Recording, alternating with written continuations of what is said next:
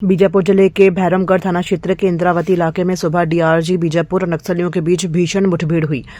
आदवाड़ा कोटमीटर जंगलों में search operation के दौरान करीब सुबह 6 बजे फायरिंग शुरू हुई। मुठभेड़ में भैरमगढ़ एरिया कमेटी के कमांडर 35 वर्षीय फगनू माड़वी मारा गया, जिस पर 5 लाख रुपए के नाम था। मौके से उसका शव, 303 राइफल, 9 mm पिस्टल, विस्फोटक सामग्री और अन्य माओवादी सामान बरामद किया गया है।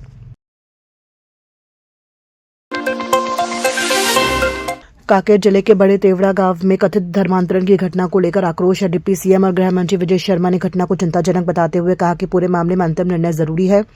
उन्होंने कहा कि पुलिस ने समय पर कार्रवाई कर कई लोगों को बचाया। फिलहाल कांकेर में स्थिति सामान्य है, लेकिन समाज में नाराजगी बनी हुई है। नए धर्मांतरण बिल पर गृह मंत्री ने कहा कि धर्म स्वातंत्र्य अधिनियम के तहत प्रस्तावित बिल कुछ शुद्धिकरण के चलते रुका है, जिसे अगली बार लाया जाएगा।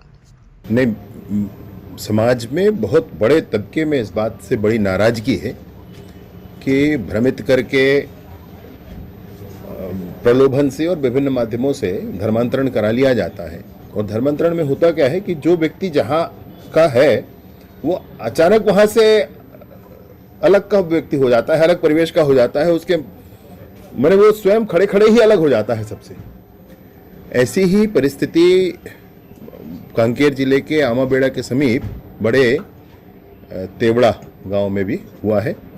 वहां पर भी जो घटना हुई है वो चिंतनीय है। उस पर भी एक अंतिम निर्णय की तरफ बढ़ने की आवश्यकता है। वर्तमान में पूरी स्थिति नियंत्रण में है और पुलिस ने उसमें बहुत अच्छा काम किया है, बहुत से लोगों को बचाया है।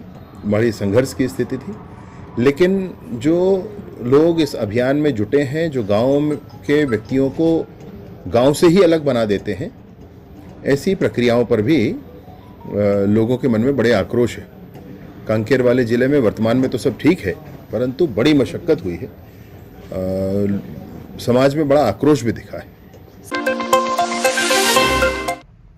एसआईआर प्रक्रिया में नाम कटने को लेकर डिप्टी सीएम विजय शर्मा ने कहा कि जो नाम दोहराए गए हैं उन्हें हटाया जाना चाहिए। उन्होंने कहा कि जिनका नाम 2025 में है लेकिन 2003 की मतदाता सूची में नहीं था, ऐसे नामों को भी हटाकर कार्रवाई होनी चाहिए। विजय शर्मा ने विपक्षी दलों से एसआईआर प्रक्रिया में सहयोग करने की अपील की और आरोप लगाया कि विपक्ष केवल दिखावे के लिए गलत होने की बात कर रहा है। इसमें 2 बातें हैं। जो नाम रिपीट हुए वो नाम हटने चाहिए और हटने ही चाहिए। हमारे मतदाता सूची के शुद्धिकरण के लिए आवश्यक है। और वो लोग जिनका नाम अभी 2025 में है लेकिन 2003 में उनका कोई भी नहीं है, अगर यहाँ पर भारत के किसी भी क्षेत्र में नहीं है, तो ऐसे लोग कहाँ से आए, यह भी स्पष्टता होनी चाहिए। तो उसके भी नाम कटने ही चाहिए। ऐसे लोगों को तो पकड़कर फॉरेनर्स एक्ट में कार्यवाही करके जेल में भी डालना चाहिए, और ये कार्यवाही करेंगे भी। अगर आवश्यकता हुई तो ये भी किया जाएगा।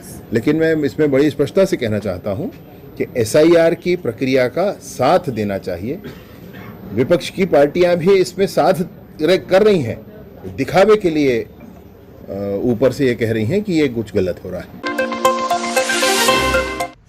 न्यू ईयर को लेकर पुलिस की कार्रवाई तेज कर दी गई है। इस संबंध में गृह मंत्री विजय शर्मा ने कहा कि एनडीपीएस एक्ट के तहत एंड टू एंड इन्वेस्टिगेशन की जा रही है। उन्होंने बताया कि नशे के कारोबार से बनी संपत्तियों को भी कुर्क किया जाएगा और कंज्यूमर से लेकर सप्लायर तक पूरी कड़ी की जांच की जा रही है। भारतीय जनमानस में तो चैत्र शुक्ल प्रतिपदा से नया साल प्रारंभ होता है, लेकिन फिर भी ठीक है, अभी कुछ जनता के बीच में ये वाला है विषय, तो अभी इस पर है। एनडीपीएस के संदर्भ में छत्तीसगढ़ में अभूतपूर्व कार्यवाहियाँ हुई हैं। एनडीपीएस के विषय को लेकर के एंड टू एंड इन्वेस्टिगेशन के लिए हम लोगों ने शुरू से ही अभियान रखा है।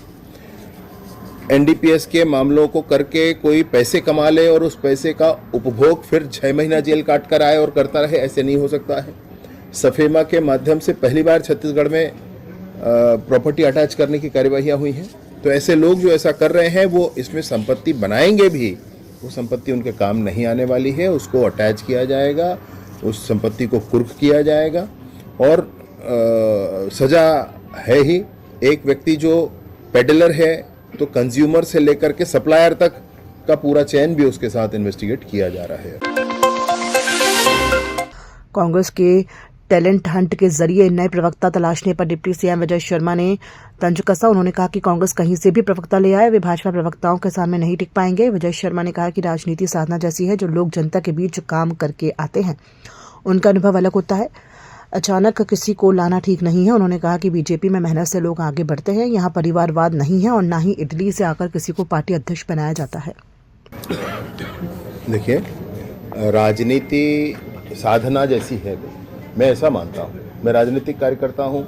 मैं मानता हूँ कि मैंने बहुत पहले से ही काम शुरू किया, लोगों के बीच काम करता रहा, उनकी समस्याएं सुनता रहा और उससे धीरे धीरे बढ़ते रहे। अब मैं आपसे कुछ कहूँगा तो उन सारी ही बातों का निचोड़ कहूँगा। अब मैं काम करने का अवसर मिलेगा, कुछ करूँगा तो उन सारे ही विषयों को ध्यान में रख करके करूँगा। मतलब ये है, राजनीतिक कार्यकर्ता जब प्रवास पर होता है तो हृदय में चेक पॉइंट्स बनते हैं। मैं आपको बता रहा हूँ, अटल बिहारी वाजपेयी जी ने कितना प्रवास किया। प्रवास करने से उनके मन में चेक पॉइंट्स बने कि भाई ऐसा ऐसा होता है। जब कोई योजना स्वरूप सामने आती है तो उस पर क्या होना चाहिए, आप अंतिम डिस्कशन तब आप दे सकते हैं, आपका डिस्कशन तब उचित होगा। और ऐसे ही विषयों को लेकर के तब प्रधानमंत्री ग्राम सड़क योजना बनी थी। ऐसे ही विषयों को लेकर के तब किसानों का बीमा प्रारंभ हुआ था। अभी कोई अचानक से आएगा तो वो कैसे इसको मेंटेन करेगा, मैं सोचता हूँ।